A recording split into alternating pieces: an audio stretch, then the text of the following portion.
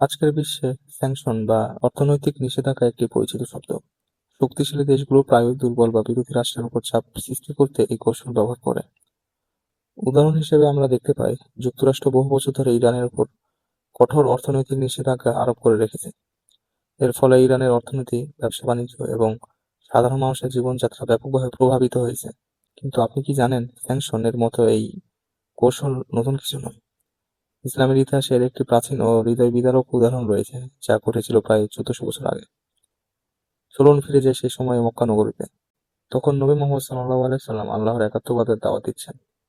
তার এই আহ্বান কুরাইশদের ক্ষমতা, সামাজিক কাঠামো এবং অর্থনৈতিক স্বার্থের জন্য বড় হুমকি হয়ে দাঁড়ায়। ফলে তারা নানা নির্যাতন শুরু করে মুসলমানদের ওপর। কিন্তু যখন তারা দেখে যে অত্যাচার করেও ইসলামের বিস্তার থামানো যাচ্ছে না, তখন তারা আরো কঠোর একটি সিদ্ধান্ত নেয়: সম্পূর্ণ সামাজিক ও অর্থনৈতিক বয়কট। এই বয়কটের লক্ষ্য ছিল নবী সাল্লাল্লাহু আলাইহি সাল্লাম, তার পরিবার এবং তার গোত্র বনু হাশিম। এমনকি যারা মুসলমান না হয়েও তাকে রক্ষা করেছিল, তারাও এই বয়কটের অন্তর্ভুক্ত হয়। কুরাইশরা একটি চুক্তিপত্র তৈরি করে, সেখানে লেখা ছিল, এই গোত্রের সাথে কেউ কোনো প্রকার লেনদেন করবে না, কেউ তাদের কাছে কিছু বিক্রি করবে না, তাদের কাছ থেকে কিছু কিনবে না, কেউ তাদের সাথে বিয়ে শাদী করবে না, এমনকি সামাজিক যোগাযোগও সম্পূর্ণ বন্ধ থাকবে। এই নিষ্ঠুর চুক্তিপত্রটি তারা কাবা শরীফের ভিতরে ঝুলিয়ে রাখে, যেন এটি একটি আনুষ্ঠানিক ও অটল সিদ্ধান্ত হিসেবে প্রতিষ্ঠিত হয়। এরপর শুরু হয় এক কঠিন অধ্যায়। নবী সাল্লাল্লাহু আলাইহি সাল্লাম এবং বনু হাশিম আশ্রয় নেন একটি উপত্যকায়, যা ইতিহাসে শিবে আবি তালিব নামে পরিচিত। এই জায়গাটি ছিল পাহাড় দ্বারা বেষ্টিত, প্রায় একটি প্রাকৃতিক কারাগারের মতো। সেখানে শুরু হয় 3 বছর অবরুদ্ধ জীবন। ভাবুন তো, না আছে খাবারের নিশ্চয়তা, না আছে আয়ের উৎস। বাইরের লোকজন তাদের কাছে কিছু বিক্রি করতে পারতো না, এমনকি কেউ গোপনে সাহায্য করতে গেলেও ধরা পড়বার ভয় ছিল। খাবারের এতটাই সংকট ছিল যে অনেক সময় গাছের পাতা খেয়ে বেঁচে থাকতে হয়েছে, এমন বর্ণনাও ইতিহাসে রয়েছে। শিশুদের কান্নার শব্দ দূর থেকে শোনা যেত। ক্ষুধা, কষ্ট আর অনিশ্চয়তার মধ্যেই দিন কাটছিল তাদের।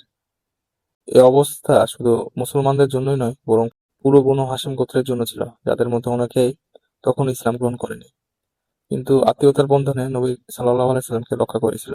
3টি দীর্ঘ বছর একটি জাতির জন্য নয়, বরং একটি ছোট্ট সম্প্রদায়ের জন্য ছিল অসীম ধৈর্যের পরীক্ষা। কিন্তু অত্যাচার যতই দীর্ঘ হোক, অন্যায় চিরস্থায়ী হয় না। ধীরে ধীরে কুরাইশদের মধ্যে কিছু ন্যায়পরায়ণরা এই বয়কটের বিরুদ্ধে কথা বলতে শুরু করে। তারা বুঝতে পারে এটি মানবতা পরিপন্থী। অবশেষে তারা সিদ্ধান্ত নেয় এই চুক্তিপত্রটি বাতিল করার। তখনই ঘটে একটি আশ্চর্য ঘটনা। যখন কাবা থেকে সেই চুক্তিপত্রটি নামানো হয়, দেখা যায় ওই পোকা পুরো কাগজটি খেয়ে ফেলেছে। শুধুমাত্র আল্লাহ ও তার রাসূলের নামটি অক্ষত রয়েছে। এই ঘটনাটি অনেকের কাছে একটি নিদর্শন হিসেবে প্রতীয়মান হয়। কুরাইশের মধ্যেও এই বিষয়টি আলোড়ন সৃষ্টি করে। অবশেষে বয়কট তুলে নেওয়া হয় এবং নবী সাল্লাল্লাহু আলাইহি সাল্লাম ও তার পরিবার সেই কঠিন অবরুদ্ধ জীবন থেকে মুক্তি পান। এই ইতিহাস আমাদের শেখায়, অন্যায় যত শক্তিশালী হোক, সত্য ও ন্যায় শেষ পর্যন্ত বিজয় হয়। কষ্ট যত দীর্ঘই হোক, ধৈর্য ধরলে মুক্তি আসে। আর সবচেয়ে বড় কথা, যদি আল্লাহর উপর বিশ্বাস অটুট অটুট থাকে, তাহলে কোনো বাধাই স্থায়ী নয়।